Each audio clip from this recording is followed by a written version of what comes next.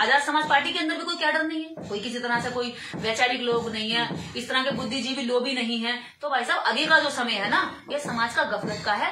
ये सारे लड़ेंगे, झगड़ा करेंगे और दुश्मन को फायदा पहुंचाएंगे। इस समय ना आजाद समाज पार्टी का कुछ फायदा होने जा रहा, नहीं बसपा का कोई फायदा होने जा रहा। सच्चाई तो यही है। और बाकी जो है चुनाव के बाद परिणाम आप मेरी बात को लिख के रख लो, ये सच होगी। कांग्रेस की सरकार बनाएंगे लोग आप, या बीजेपी हाथ मार देगी कांग्रेस को किसी तरह से साम दाम दंड से हरा देगी। कुछ लोग कह रहे हैं कि बहन जी चुनाव लड़ रही थी, पैर फंसा दिया है आजाद समाज पार्टी के नेता चंद्रशेखर ने।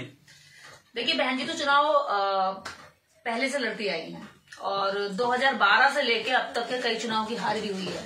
अगर बहन जी चुनाव को सही तरीके से लड़े और चुनाव में पूरी जैसे विपक्षी दल उतरते हैं जो हमारे अधिकारों के खिलाफ हैं, जो हमारी समानता के खिलाफ है, जो हमारे ऊपर अन्याय अत्याचार करते हैं, जिन पार्टियों से हम त्रस्त हैं, परेशान हैं, अगर उस सिस्टम के लोगों से वास्तव में लड़ना है तो ये समाज आज भी, चाहे मध्य प्रदेश का हो, राजस्थान का हो या यूपी का हो, किसी भी राज्य का जो दलित वोट बैंक है वो बहन जी के साथ है। हमें नेता चाहिए जो जमीन में काम करता हो, जैसी बहन जी ने काम किया था, हमें वो नेता चाहिए। जैसे काशीराम साहब ने काम किया था वो नेता चाहिए। हमें दलाल नेता नहीं चाहिए जो पैसे लेकर के टिकट लेकर आते। कितने लोगों को ऐसे टिकट दिया जाता है। मैं केवल बीएसपी की बात नहीं कर रही हूँ, इस देश के अंदर कितनी पार्टियां ऐसी हैं जो ऐसे लोगों को टिकट देती है जो बिना पैसे के टिकट मिलते हो। कौन सी पार्टी ऐसी है? हर पार्टी में पैसे के साथ टिकट दिया जाता है। लेकिन हमारे लोगों को, हमारे वोटर को ये बात कहनी चाहिए, जो पैसों से टिकट लेकर आएगा हम उसको वोट नहीं देंगे, हम अपना वोट नहीं बेचेंगे। हम अगर किसी को वोट देंगे तो ऐसे नेता को देंगे जो हमारे मुद्दों की लड़ाई लड़े। जैसे श्रवण कुमार निराला गोरखपुर में गरीबों की लड़ाई लड़ रहा है, ऐसे नेता को वोट दो तो तुम्हारे मुद्दों की लड़ाई लड़े, तुम्हारे लिए जेल जाए, तुम्हारे लिए मार खाए, पीटे और दुनिया भर के दर्द झेले, आरोप झेले। ऐसे लीडर तैयार होने चाहिए। ऐसे लीडर नहीं जो 1 करोड़ रुपया लूट खसोट के इधर उधर से लाए और टिकट ले आए और आकर के एमपी बन जाए, एमएलए बन जाए, हमारा वोट लूट के और चला जाए और हम फिर देख रहे हैं फुर हो गया, कहाँ चला गया। वो बाहर स्विट्जरलैंड में मौज उड़ा रहा है और हमारा गरीब समाज में भूखा नंगा रो रहा है। जहाँ जहाँ बहन जी ने मेहनत करी, बीएसपी ने मेहनत करी, उन्हीं राज्यों में जो आजाद समाज पार्टी के नेता है चंद्रशेखर चुनाव लड़ने चले गए हैं। कई बहन जी के जो दुश्मन है, बीएसपी के जो दुश्मन है, उनसे वो गठबंधन भी करते जा रहे हैं। तो कितना नुकसान होगा बीएसपी को इन 5 राज्यों में? देखिए ये सत्ता की, ये क्या है ना, सबको सत्ता में आने की लड़ाई है।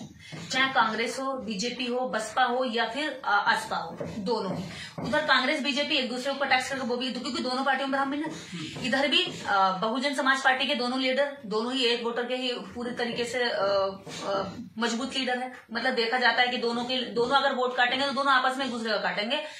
वो अपर कास्ट का कोई वोट नहीं काट पाएंगे दोनों में ही। बहन जी हो सकता है ले आए कुछ वोट, लेकिन अभी आजाद समाज पार्टी में ये वो क्षमता नहीं है कि वो दूसरी किसी अन्य पार्टी या उसका जाति का वोट ले आए, अपर कास्ट का। क्योंकि एक नफरत ही उस पर वो देखा जाता है, टारगेट किया जाता है हमेशा भीम आर्मी को।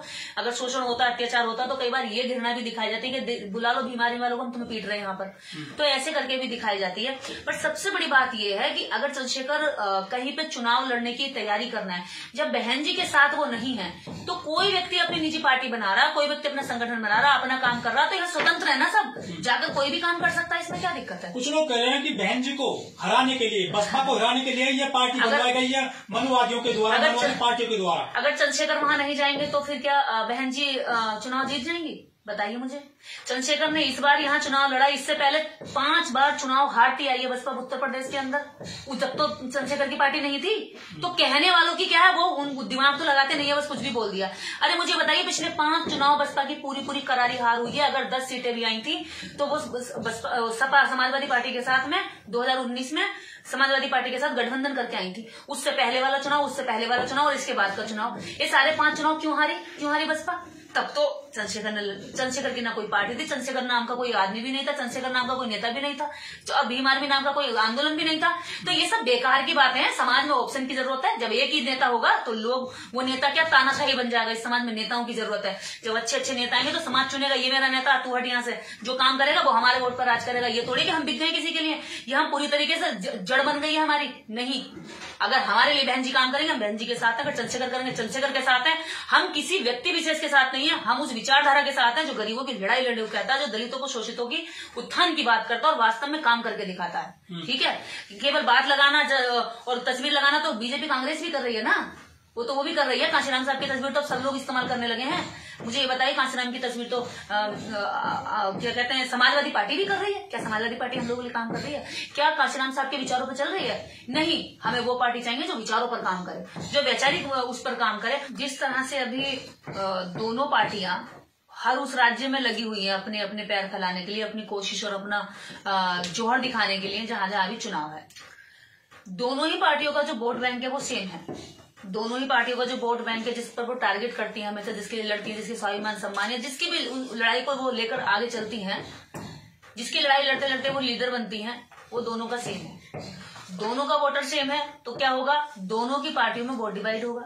वोट डिवाइड होगा तो जो तीसरा पर्सन होगा उसमें जोर लगाने वाला, चाहे बीजेपी या कांग्रेस, तो उनमें से किसी की सत्ता बन जाएगी। तो दोनों ही लड़के अगर अलग अलग लड़ती हैं तो इससे दुश्मन को फायदा होता है। इससे जिस समाज की लड़ाई वो लड़ती है उस समाज का कोई फायदा नहीं होता, या फिर उनके जो पर्सनल ईगो है उसको सेटिस्फेक्शन मिल जाता है। बाकी समाज का इससे ना कोई सेटिस्फेक्शन लेना देना, ना समाज के इससे लड़ाई का कोई लेना देना।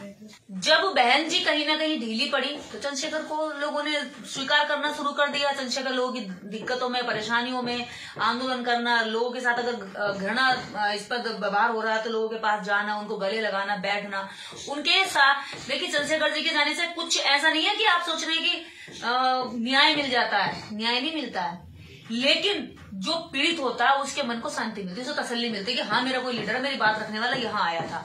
तो ऐसा ही तो चाहता है समाज। क्या बसपा के लीडर ऐसा नहीं कर सकते? कर सकते हैं, लेकिन ऐसा नहीं करते, वो दूर रहते हैं। अगर किसी को मुसीबत विपत आ रही हो तो बिल्कुल चुप रहते हैं। अभी आपको पता होगा 10 अक्टूबर को एक आंदोलन हम लोगों ने भूमिहीन परिवारों के लिए जमीन आवंटन का आंदोलन किया था। एक भी बसपा के आदमी ने ये बात नहीं बोली कि समाज की लड़ाई लड़ते लड़ते इस समाज के 12, 13, 17, 18 लोगों पे मुकदमे और 12, 13 लोग जेल में हैं, उनको रिहा होना चाहिए। ऐसी ऐसी चीजें क्या है समाज चाहता है। अगर ये बोली जाती तो हमारे प्रति, हमारे मन में क्या आता है, वैसे भी हम तो लड़ते ही हैं उन लोगों के लिए, लेकिन हम क्या लड़ते हैं बेमतलब। वो चाहते नहीं कि हम उनकी लड़ाई लड़े, लेकिन जबरदस्ती लड़ते हैं फिर भी। तो पार्टी के अंदर जो है जितना वोट बैंक अभी तक बहन जी का था, वो बहन जी के साथ आज भी अंदरूनी रूप से साथ है।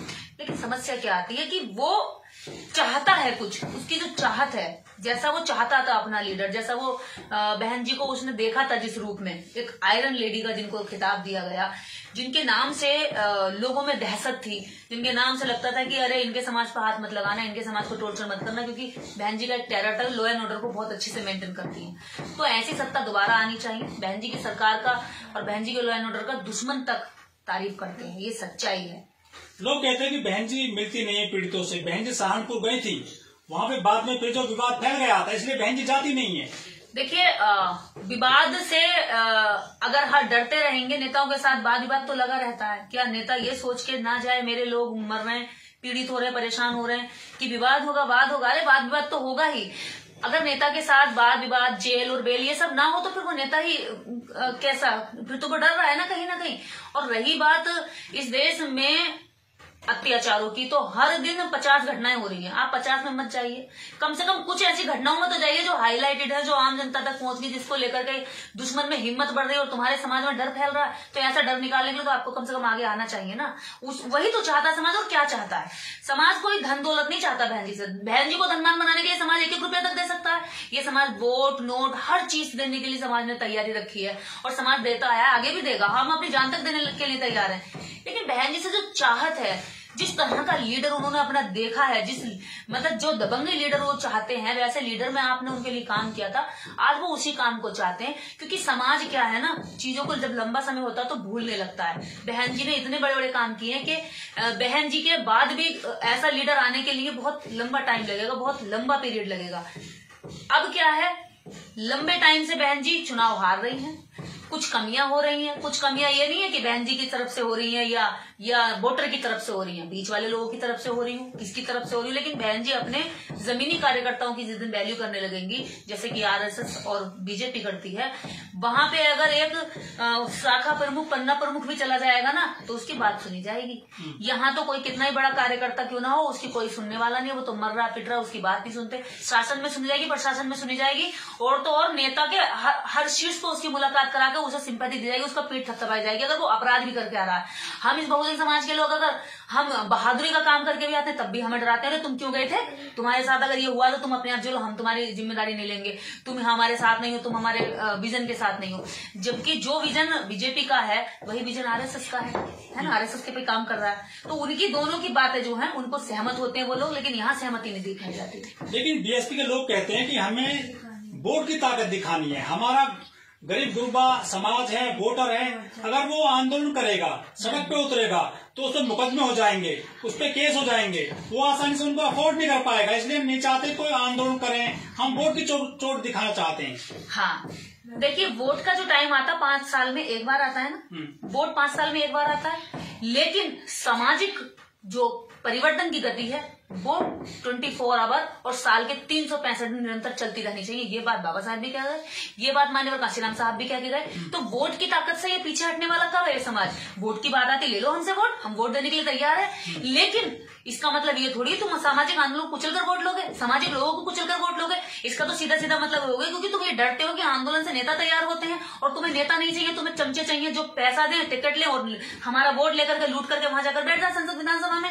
क्योंकि आंदोलन नेता को तैयार करता है और धन और धन से लिया हुआ टिकट वो एक दलाल उसको तैयार कर देता है, चमचे को, जो केवल जी हजूरी करेगा, समाज की बात नहीं करेगा, समाज को पीट के आएगा, उसे लूट खसोट कर लाएगा, वहां जाकर चढ़ा देगा। तो ऐसा नेता नहीं चाहिए हमें।